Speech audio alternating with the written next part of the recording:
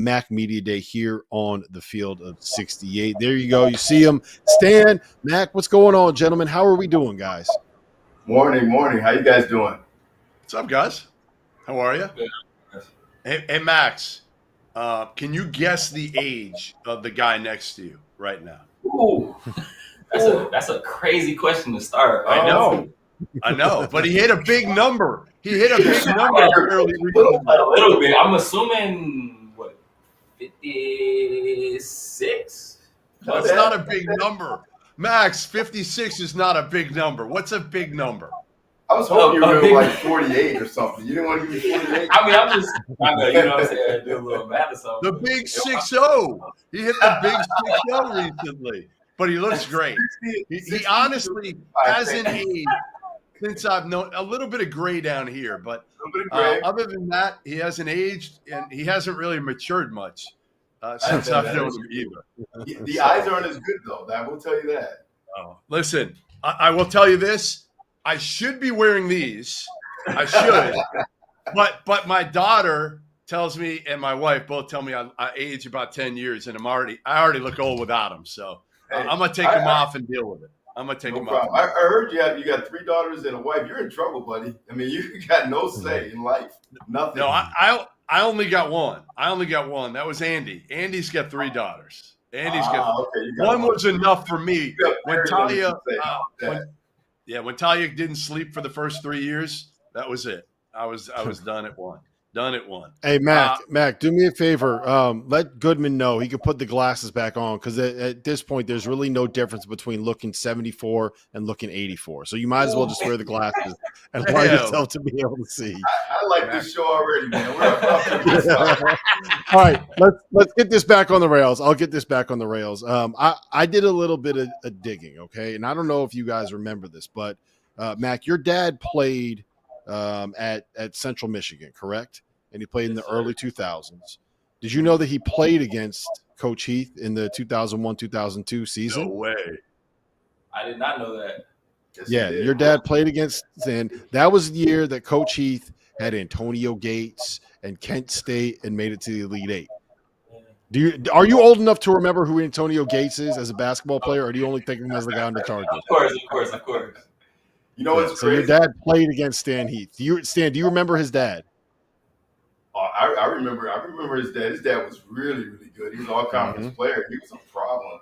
The crazy thing about it is, on my staff is Jay Smith, who was his coach at Central Michigan. So we're full circle around here. That's crazy. There you go. That is crazy. What does it mean, Stan, to have a guy like Max next to you? You know, he missed some games last year with the ankle injury. I assume he's 100% at this point, but a guy that you know what you're going to get in a day and age where, as a coach, there aren't many of those. You know, you're looking down the line on the bench for that first game, and you're like, all right, like, I think I know, but I'm not going to know until he gets in the game. Well, since the day I got the job, I've always followed Mac. He was at Henry Ford Community College, and then he went on to Arkansas State, where he got hurt, and he went to the University of Detroit. So I followed his career, and obviously I've been a big fan of his as well, too. And so when you're going through the portal, there's so many things. I think obviously you want a talented player. That's so important. The character is so important too. But then you look at specific things, and he's got a lot of boxes that get checked. High character guy, strong work ethic, great communicator out there on the court, and he can really shoot the basketball. So and he's not just that, but he can shoot the basketball. So and he's got age and experience, and that's the one good thing, not just about Mac, but I have a lot of older guys on my team. Actually, I have a couple guys that are 23, 24 years old. So, we got guys that have been around a little bit, that are hungry. I think have played with a little bit of a chip on their shoulders, got things to prove. And the good thing about it is 8 or 9, I could be off, are all from the state of Michigan, all kind of grew up playing with each other. So they have chemistry and a bond that existed before they even came here. Mac, you coach kind of referenced it there. You tore your ACL, I believe it was the 22-23 season. How long did it kind of take you to get back to feeling like yourself again? And where are you in terms of kind of feeling back to the guy that you were before that happened? Well, the ACL injury, that was definitely a challenge for me, because the recovery process was a lot longer than I expected. It kind of shifted off into that next season that I ended up having at UOB as well, to where I didn't have my legs completely. I was struggling a lot, honestly, but obviously, fighting through a little adversity, it got better. And now I'm feeling, honestly, the best I've felt in a very long time. My knees don't bother me too much. My ankle is not even really a thought besides just taping before practice. So it's, it took a minute for sure, but, we're all good now. So. All right. Addison Patterson, Stan. He has been around a long time. I think you might have been in your 40s when Addison he started at Oregon. He was a big-time recruit back in, 2018. Bounced around a little bit, dealt with some issues, some injuries, whatnot. You got him after a really good year at Northwestern State. He got cleared in the offseason. How big how important of a pickup was this for you to be able to get him and him to be eligible for another year as a grown man who is super talented? Wow, we feel really fortunate.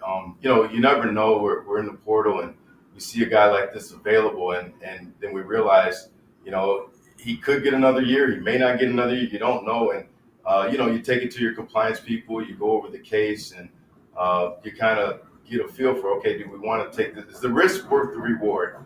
And obviously, for our part, it is definitely worth it. He's a super talented player. I don't even know what position he plays. He plays all over the court, 1 through 4. And, he can pass it, handle it, shoot it. He can defend. He's super aggressive. So, and he blends in well with our team. I think whenever you have a guy that's not only a talented scorer, but he's a really good passer, it connects things together. So he's a very good connector out there on the floor. He didn't get cleared till maybe about 2-3 weeks ago. So he didn't have his full summer. He didn't have his full fall. So he's still, kind of rounding himself into playing shape and his rhythm as well, too. But he's a huge difference maker for our program. Stan, I referenced the Kent State team a little bit earlier that had Antonio Gates on it. As good as Gates was as a basketball player, at what point did you kind of realize that, hey, this guy might have a future in football? And did you ever expect to see him turn into what he turned into on the football field? Well, there's a lot of backstory to that. I mean, he was an All-American out of high school, and then we kind of team recruited him to some degree at Michigan State. I was an assistant at Michigan State at that time. And so he went to Michigan State. Nick Saban was the head coach at that time. But at that time, he was a Prop 48, so he was on the team. I get confused with the rules. I can't remember if he could practice, not practice, whatever, but he was on the team. And then at the end of that year, he kind of came into my office because I knew him. He was from Detroit. And he just said, hey, Coach, what do you think about Coach Chisholm? Let me play basketball as well as football. And I said, you might want to talk to Coach Saban about that first, and then we'll talk to Coach Chisholm. So I already knew back then, he was a stud for football. And so it was just kind of one of those things where at that time, he was a great football player. I'm not sure his love for football was quite there. And so when he came to Kent State, we had talked about him playing both. And he actually went out in the spring and things didn't quite work out for whatever reason. He just stuck to basketball. And then after his basketball season, things just kind of rekindled. It's a long story. It would take our full time, so I don't want us to go into that. That's crazy, though. That is kind of crazy. What's also crazy is that your pullover there, whatever you want to call it, looks like it does not have a stain on it, which I'm told is very rare for you. For anything that you wear, I'm told that you're always spilling something and that you should have stock in the shout wipe and goes. Is that true? I have two answers for that. Number one, we're going to find out who snitches are around here. We don't play. And number two, when you get my age, sometimes some things spill a little bit. So, hey, I go with it. I just go with the flow. It don't bother me one bit. You know what you should learn by this point in your life is don't wear white. Look, Mac at least wears something a little bit darker so that if you do spill, it's not as noticeable. Come on, man. You should know this by now. I thought you were going to say you get those Tide wipes or those other wipes, the shout outs, and just carry those with you. That's what I do. That too. That would be smart. All right, Mac, we got a lot of new faces on this roster here this year. A lot of people that Eastern Michigan fans are going to get to know over the course of the next 6 months. Who is the guy that they should be excited about watching play? Who's someone that has kind of impressed you over the course of the summer and the fall?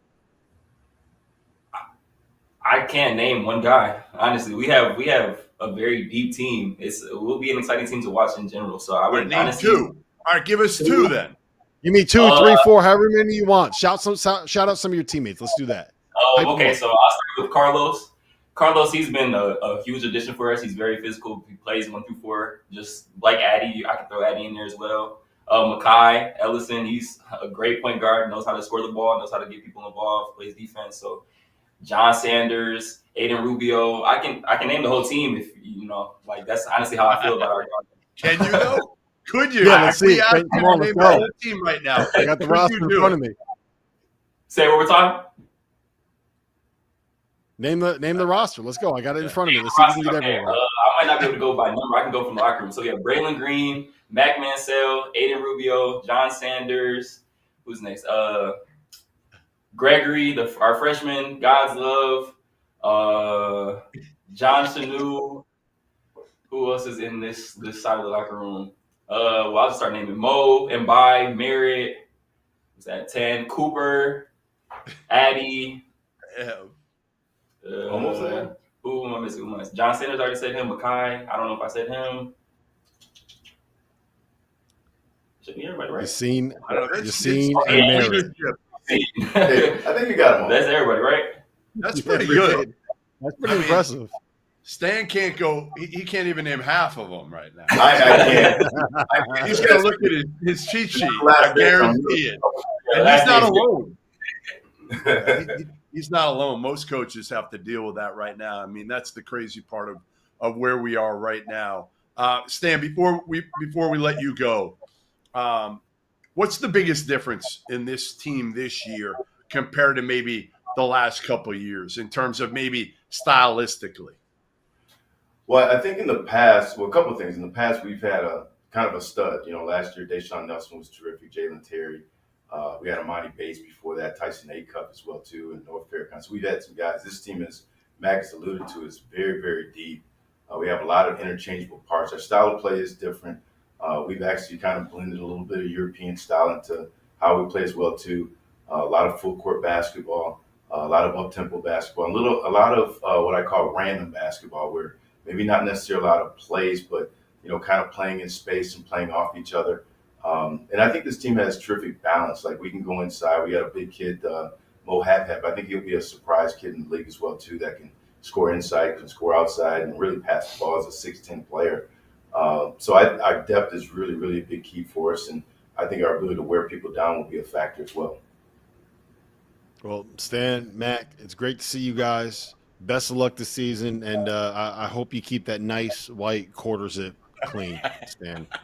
It's really look brand new. Keep it looking brand new as long as you can. Jeff, we gotta have a little drip, Drip.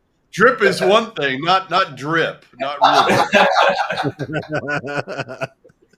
really. Best of luck this season, guys. Great to see you.